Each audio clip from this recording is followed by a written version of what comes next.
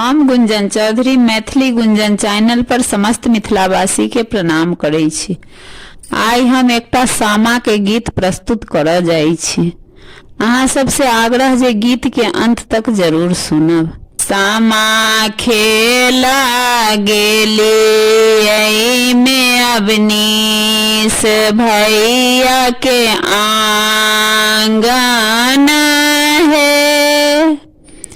आहे कन्या भौजी ले लालो लो आई। छोरा ननदो आंगन है। आहे कन्या भौजी ले लालो लो आई।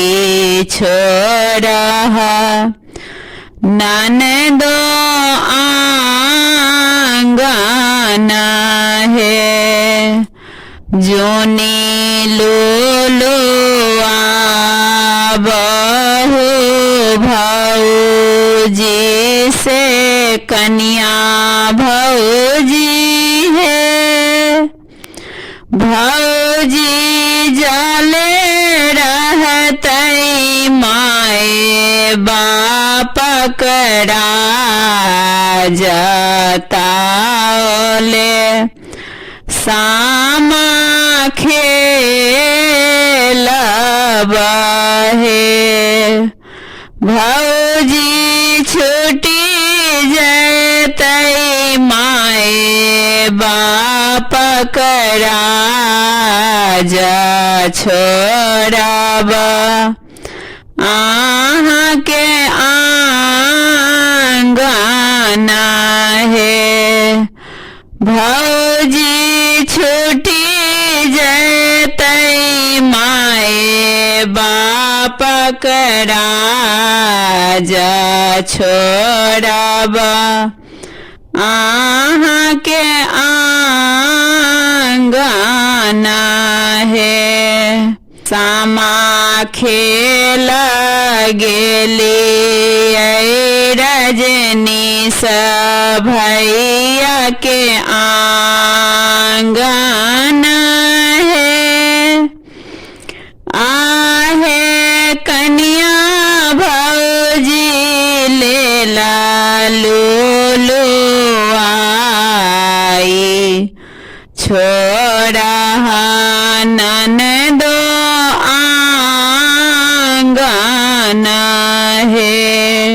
आहे कन्या भौजी ले लालो लो आई। छोरा ननदो आंगन है। जोनी लो लो